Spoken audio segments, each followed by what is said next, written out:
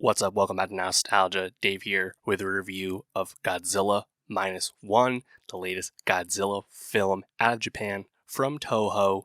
This would be the 33rd Japanese Godzilla movie, the first one since Shin Godzilla in 2016. And I just have to say that this movie this movie rules. This is the best Godzilla movie I've ever seen. I have not seen all the Godzilla movies, not even most of them, but of all the Kaiju movies in general I've seen, I think this is the best one. This movie ripped. I have so much to get into, so much I liked about this. So please seek out this movie if you haven't, because I think it was great. So yeah, I actually didn't know this coming into Godzilla Minus One, but Godzilla is actually the longest running film franchise. The first Godzilla came out in 1954, which means it was 8 years prior to Dr. No, the first James Bond movie. I would not have guessed that, but that is pretty cool. And this movie is actually coming out in celebration of the 70th anniversary of Godzilla, even though technically the 70th anniversary is not until next year, 2024, because of course Toho, the maker of most of the Godzilla movies, has an agreement with Legendary Pictures for the American-made Godzilla movies, the MonsterVerse, that they cannot release movies in the same year as each other. So Toho is actually celebrating the anniversary a year early, really a month early. It's all good. And honestly, what a time to be alive if you're a fan of Godzilla, because we have the Monarch Legacy of Monsters MonsterVerse show currently running on Apple TV Plus, and we're getting next year Godzilla X Kong: The New Empire, the latest film from the MonsterVerse from Legendary. So a lot of Godzilla content, a lot of Godzilla fun, and I think it's all pretty high quality. I was a big fan of the Monarch show thus far. Check that review out as well, and of course I'll be covering the new movie next year. Yeah, so it's a wonderful time, I think, to be with Godzilla, and we've come a long way because if you recall, Shin Godzilla, that was a reboot from Japan and Toho back in 2016. Before that, we hadn't had a Godzilla movie out of Japan since 2004. So I think Shin Godzilla is pretty cool and interesting as like a Godzilla movie focused on the failures of bureaucracy and red tape in terms of containing and combating a threat such as Godzilla, right? And Godzilla Minus One, I think the way this movie really shines is it has a really good setting, post-war Japan, and as a result, really lends itself to, I think, really rousing and effective and moving, heartfelt character work. And I'll get into that later. And that was kind of a surprise for me to get actually meaningful character moments out of a Godzilla movie. Usually Godzilla is the star of his movies, like other kaiju films. That's usually how these movies go. We watch them to see the kaiju stomp and destroy, and then ponder, the despondent feelings you get from that. So it's both spectacle and kind of somberness. And in the case of Godzilla Minus One, you also have I think really great VFX. Like Godzilla looks awesome, and tonally, I just think the movie's really spot on. So I was honestly blown away by this movie. And I think what's really smart about it is the way it starts. We're introduced to our lead protagonist, Shikishima, who is a kamikaze pilot in 1945, or at the very end of World War II. And he kind of bails, we learn this later, bails on a kamikaze run, his sortie, to go fuel up at a pilot outpost, basically an island off the Pacific. And quickly, they get attacked by Godzilla. But the thing about this set piece, which is so effective and immediately communicates the terror of a being like Godzilla, is that this is in pure dark. And you get, I think, a really great jump scare right in the beginning, one of the scariest moments in the movie right there. And you just kind of watch Godzilla terrorize and destroy most of the people on this island. And this is Godzilla, pre being mutated by a nuclear bomb test of any kind. He's small. He's not that big yet, but still terrifying in the darkness. Of course, we see a brief flash of the Bikini Atoll tests, resulting in the mutations that Godzilla will develop, kind of traditional Godzilla origin story as we know.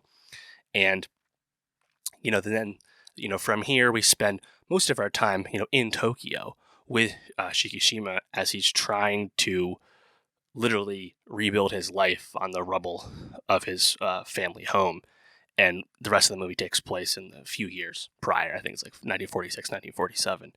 And the character work, they really get the foundation going quickly because you have Shikishima, whose parents are gone, his family is gone. also having a lot of survivor skill and disgrace as a cowardly kamikaze pilot who did not do his duty. And he encounters Noriko, who is a woman who also has no family left, and she is becoming the care of a newborn baby who's not hers. So they kind of develop, kind of out of convenience and necessity, this platonic family between the three of them, really centered around taking care of this young kid who someone has to take care of, playing to their own humanity. And they grow closer together, even if it remains a platonic relationship. And Shikishima, he's able to find work as a minesweeper out in the ocean and actually get some decent money to help rebuild their lives and take care of each other. And that kind of leads us into one of the other great, I think, moments about this movie is everything we spend out at sea in the beginning. Really awesome Jaws homage, man. Godzilla, when he's like under the water with his fins, the dorsal plates like sticking out. Again, it's terrifying because these men you're watching are completely helpless against this beast. And I think it's another really great set piece out of the movie. And you see this one moment where I'll just kind of skip through the movie at this point. There's this one moment where the famous Japanese frigate, the Takao frigate, comes in and kind of saves Shikishima and his team on the minesweeper boat, kind of helping them out. And we see Godzilla use his, nuclear laser breath for the first time. I think the way that is filmed is pretty epic, honestly, where like the sound design like briefly cuts out the sound. And it's like a flash and a pause and then just a, incineration via the blast. Very reminiscent of The Last Jedi with the Holdo maneuver with the sound design and like the cut, like that. I think it's really well done. And again, very terrifying. From there, when we see Godzilla attack Tokyo on land for the first time and kind of terrorize Ginza, you see Godzilla upright next to skyscrapers, people fleeing, very classic imagery. And you get the classic Godzilla theme song drop.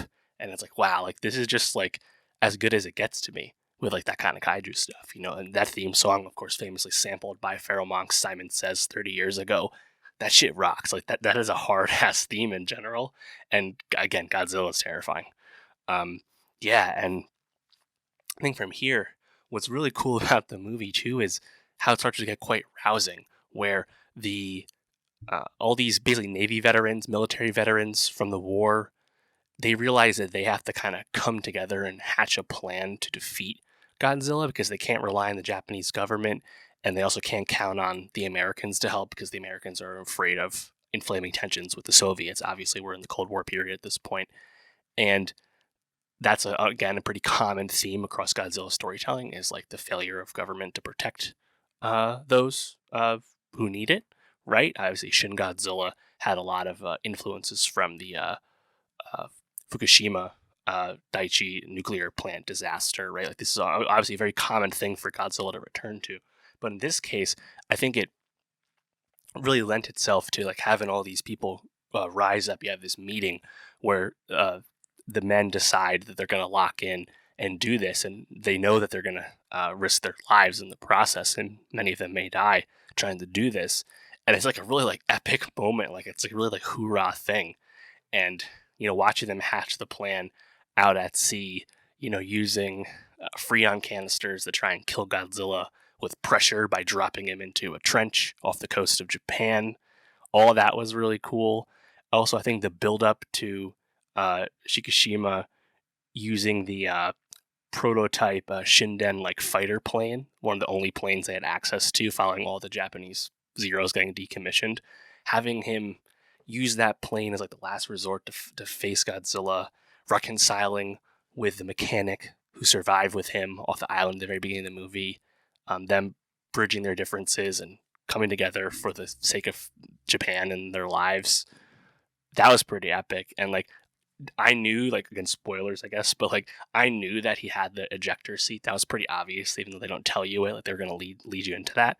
But like seeing Shikishima fly the fighter with the bombs strapped into Godzilla's mouth, and then the revelation that he is in fact alive at the top, like I don't know, man. I was pretty moved by like a lot of those rousing moments. I think all of it worked. Could you say some of it's a little cheesy or predictable? Sure. Are these characters much more than their archetypes? Not really. But to me, all of it really works, and I think it's a really effective use of Godzilla, the terror of Godzilla, but also what Godzilla storytelling can do best, where it actually is about humanity and how uh, people can come together, like that kind of thing. I think I'm a fan of the MonsterVerse films, but the human characters are definitely on the weaker side of things with those movies. I think this is really some of the best character work we've got out of a kaiju film in some time. So I was a huge fan of Godzilla Minus One. I mean, heck, even the title, right? Godzilla Minus One, where Japan was starting from zero post World War II, but then Godzilla shows up, so they're minus one, setting even further back. Really smart. I think it's a really effective use of the setting, and the family stuff really worked for me. I was really, really invested, I think, in everything going on, and a lot of that early stuff kind of reminiscent of like Studio Ghibli's Grave of the Fireflies, right? It is dark, it is sad, people are starving, and Japan is wrecked post all the firebombing in Tokyo, right? So I think everything really kind of worked, and the VFX are great. Godzilla is, I think, really terrifying and used awesomely, and of course, the movie ends with him slowly regenerating in the bottom of the ocean, as we need him to do. All good. This movie is awesome, and yeah, shout out Toho for this. They really outdid themselves, I think, with this one. And man, we're gonna get so much more Godzilla with Monarch and the new movie next year. Can't wait. But let me know, how did you feel about Godzilla Minus One? What kind of kaiju fan are you? Do you have this at the very top of all the movies you've seen with kaiju, like me? Let me know. And for more movie reviews, subscribe, and I'll see you next time.